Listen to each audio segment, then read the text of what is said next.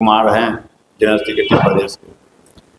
देखिए, आज दो मुद्दा पर हम प्रेस को बुलाए हैं।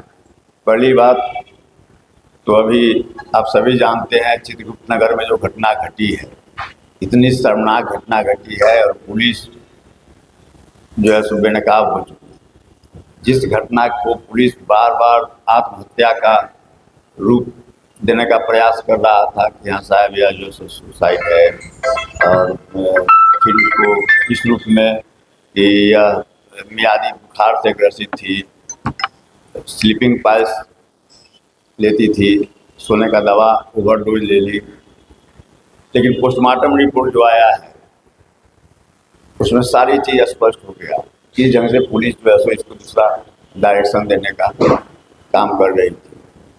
अब उसके शरीर पर चोट के जो निशान थे उसको बता रहा था पुलिस के यहाँ से अभी गिरने से जो है सो हो गया है। पोस्टमार्टम रिपोर्ट सब आ गया कि जो है सो वह मामला जो है उसके साथ गलत हरकत किया गया, प्रोटेस्ट की और जितना संभव हुआ उतना प्रोटेस्ट की। और उसके बाद में वह जो है सो मर्डर का मामला, और ऐसी घटनाएं बिहार में लगातार घट रही है। मुजफ्फरपुर में कल जो है सो एक महिला के साथ दो बच्ची जो है सो 10 दिन से लापता थी, पुलिस उस पर कोई एक्शन नहीं लिया और उसका लाश 10 दिन के बाद उसका लाश जो है नदी में मिला। तो इस ढंग की घटनाएं जो है लगातार इस बिहार में घट रही है। और जितना दावा किया गया था कि हाँ गृह मंत्री बने सम्राट जी की,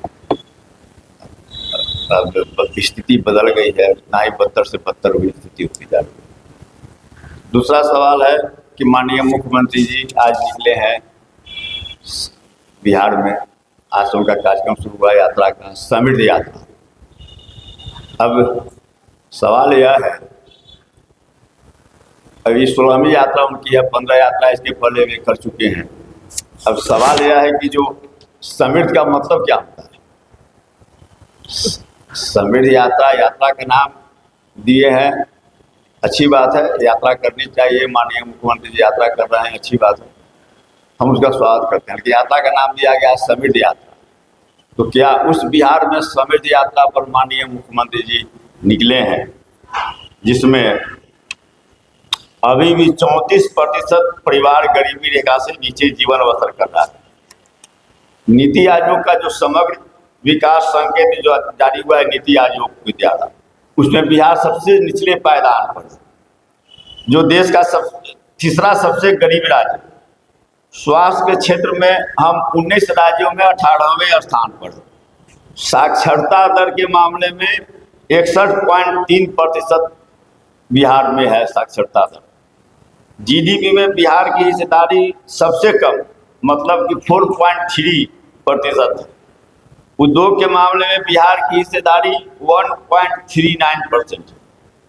मातृ मृत्यु दर, नवजात मृत्यु दर, स्कूल ड्रॉप आउट में बिहार राष्ट्रीय औसत से काफ़ी पीछे।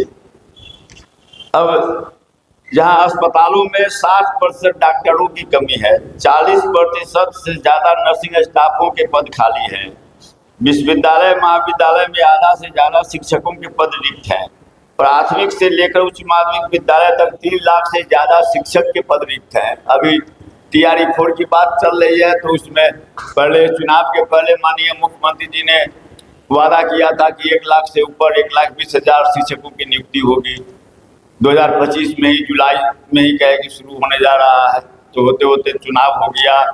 अब जो है सो बार बार शिक्षा मंत्री का उस पर बयान आ रहा है, अब कह रहे हैं कि 25,000 से कम नहीं बाली होगी। तो इस ढंग से जो है अभी दावा कर रहे हैं कि 50 लाख लोगों को हमने 5 साल में नौकरी दिया। तो 17 महीने का कार्यकाल जो था महागठबंधन सरकार में, उसमें जो नियुक्तियां हुई लगभग 5 लाख, उसके अलावा जितनी भी नियुक्तियां हुई है 1 लाख भी वह संख्या नहीं पहुंचा। अभी 50 लाख का दावा कर रहे हैं नौकरी और रोजगार की स्थिति यह है कि जिसको ये लोग बता रहा है कि प्रधानमंत्री कौशल विकास योजना के तहत बड़े पैमाने पर लोगों को नौकरी और रोजगार मिला है। बिहार में 6,33,000